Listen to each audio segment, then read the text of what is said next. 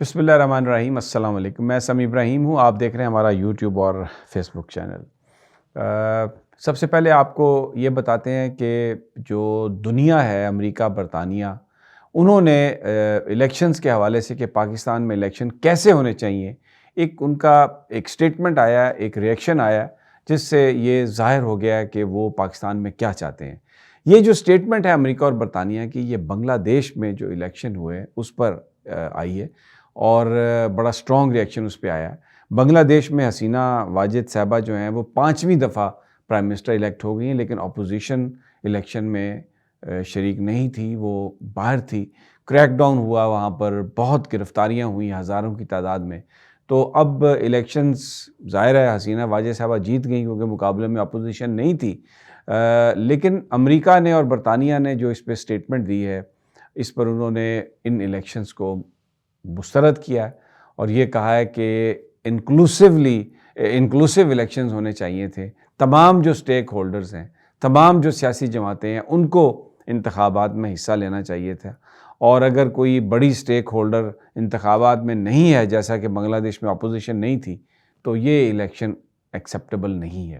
اس سے بنگلہ دیش کو کچھ پرابلمز آئیں گی، وہ تو بعد کی بات ہے، لیکن کیونکہ یہ بہت اہم ہے ان کی جو سٹیٹمنٹ ہے، اس لیے کہ 1 مہینے کے بعد پاکستان میں انتخابات ہونے والے ہیں، اور یہاں پر بھی ایسی ہی سچویشن ہے۔ یہاں پر بھی تحریک انصاف بڑی اپوزیشن کی جماعت ہے، ایکچولی ایک ہی اپوزیشن کی جماعت ہے، وہ اس کو نہ پارٹی کو کیمپین کرنے کی اجازت ہے، نہ ورکرز کنونشنز کی اجازت ہے، اور سابق وزیر اعظم جو ہیں وہ عمران خان، وہ اڈیالہ جیل میں بند ہیں اور مختلف کیسز ان پر قائم کیے گئے ہیں، 200 کے قریب کیسز ہیں۔ اور تو اگر پاکستان میں بھی لیول پلینگ فیلڈ نہیں ملتی اور الیکشنز نہیں ہوتے اس طریقے سے جسے ہم انکلوسیو الیکشن کہیں، تو وہ دنیا کے لیے قابل قبول نہیں ہوں گے۔ یہ امریکہ اور برطانیہ کا پیغام ہے کہ پھر وہ دنیا کی جو بڑی طاقتیں ہیں، جو ڈیموکریسیز ہیں، وہ پاکستان کے سیاسی نظام کو، الیکشنز کو، اس پر ہمیں نظر آ رہا ہے کہ وہ یہ ریئیکشن آئے گا۔ اور اسی تناظر میں جو ملاقاتوں کا سلسلہ ہے وہ جاری ہے۔ بلاول بھٹو سے اور نواز شریف سے تو امریکن ایمبیسڈر مل چکے ہیں، اب جو بیرسٹر گوہر ہیں ان سے جو برطانیہ کی ہائی کمشنر ہیں جین میریٹ، انہوں نے ملاقات کی ہے۔ اس کے علاوہ جو پولیٹیکل کونسلر ہیں برطانیہ کے، جہانگیر ترین سے ملے ہیں، علیم خان سے ملے ہیں، اور ایک فیڈ بیک کا سلسلہ جو ہے وہ جاری ہے۔ تحریک انصاف کا جو فیڈ بیک ہے، جو عمران خان صاحب نے جو خط بھی لکھا، جو ایک ایسے بھی لکھا اس میں اکانومسٹ میں، اور اس کے بعد اب وہ ایک ان کی اپنی سپیچ بھی آ رہی ہے جو آرٹیفیشل انٹیلیجنس کے ذریعے عمران خان کی زبان میں ہی لوگوں کو وہ سنوائی جائے گی، اور میسج جو ہے وہ ڈائریکٹلی لوگوں کو دیا جائے گا۔ تو یہ ایک سلسلہ جو ہے پاکستان میں یہ جاری ہے، اور جس کی وجہ سے یہ اطلاعات بھی آ رہی ہیں کہ اس بات کا قوی امکان ہے کہ الیکشن والے دن، ابھی پری پول ریگنگ تو ہو رہی ہے، ابھی لوگوں کو جس طریقے سے اٹھایا جا رہا ہے، پکڑا جا رہا ہے، تو وہ پری پول ریگنگ جو ہے وہ تو ہو رہی ہے، لیکن آن دا ڈے آف پولنگ یہ بتایا جا رہا ہے کہ یہ فیصلہ ساز ہیں وہ یہ کر رہے ہیں کہ اس دن نیوٹرل رہنا چاہیے، اور اس دن پاکستان کے لوگوں کو یہ موقع دینا چاہیے کہ وہ اپنی لیڈرشپ جو ہے اس کو وہ الیکٹ کریں۔ اب میں نے گرفتاریوں کا ذکر کیا، اور جو اس وقت جو ہوئی گرفتاریاں ان میں 2 کا میں ذکر کروں گا۔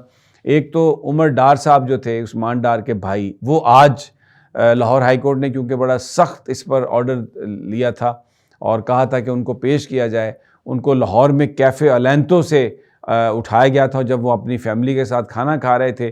CCTV فوٹیجز موجود ہیں، لیکن وہ فوٹیجز ہٹا دی گئی تھی، لیکن آج جب انہیں پیش کیا گیا تو وہ بتایا گیا جی کہ ہم نے تو کل رات انہیں گجرات کے جنگلوں سے گرفتار کیا تھا، اور اب آپ کے حکم پر ہم نے انہیں یہاں پر پیش کر دیا، اور اب وہ پولیس نے کہا ہے کہ وہ کسٹڈی میں ہے۔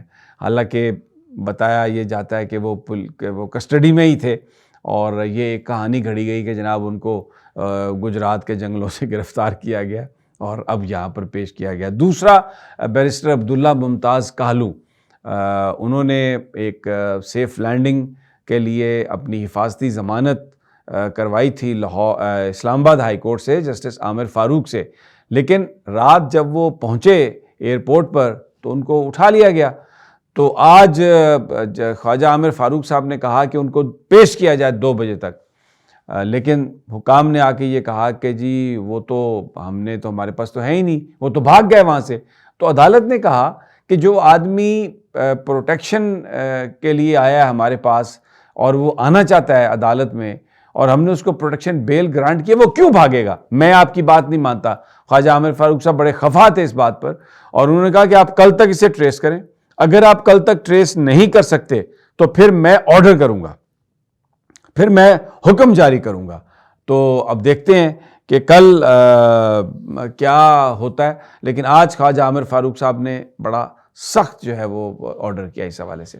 اچھا، دوسرا میں آپ کو بتا دوں کہ جو ریفرنس ہے قادر ٹرسٹ کا، اس میں عمران خان صاحب کی جو ضمانت ہے اس کو نیب کے ریفرنس میں جج محمد بشیر صاحب نے اس کو مسترد کر دیا ہے. اور آج اس سے پہلے میں آپ کو بتا چکا ہوں کہ ان کا جو ریمانڈ کی استدعا تھی اس میں القادر ٹرسٹ کیس میں، وہ بھی جج بشیر صاحب نے اس کو بھی مسترد کر دیا تھا. تو اب عمران خان صاحب کی ضمانت جو ہے وہ اس کی جو ہے نا وہ استدعا وہ مسترد کر دی گئی ہے. تو آپ سمجھیں کہ وہ پولیس کی کسٹڈی میں ہی ہیں، تو وہ پھر ان کا جو باہر نکلنے کا معاملہ تھا وہ تھوڑا وہ مشکل ہی ہوگا. آج غیر رسمی انہوں نے گفتگو کی صحافیوں کے ساتھ جو وہاں پر آئے ہوئے تھے توشہ خانہ کیس میں. انہوں نے کہا کہ ایک 12 سالہ جو بچہ ہے،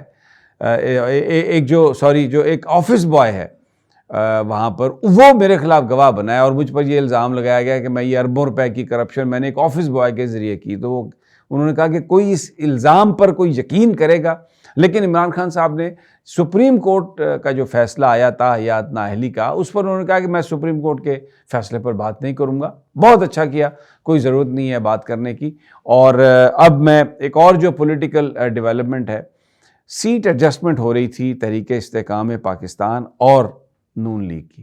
اس میں لودھرا سے جہانگیر ترین صاحب کو یہ کہا گیا تھا کہ آپ اس کو گیو اپ کریں گے اور ملتان میں نون لیگ آپ کو ایڈجسٹ کرے گی. اب خبریں یہ ہیں کہ جہانگیر ترین صاحب نے یہ پیغام بھجوا دیا کہ جناب میں لودھرا سے ہی الیکشن لڑوں گا، میں وہ سیٹ نہیں چھوڑوں گا. تو اب دیکھیں، جیسے ہی عدالتی فیصلے آئے ہیں، نہ اہلیت میں بدلی ہے اور بیرونی سفارتکاروں نے ملنا شروع کیا ہے.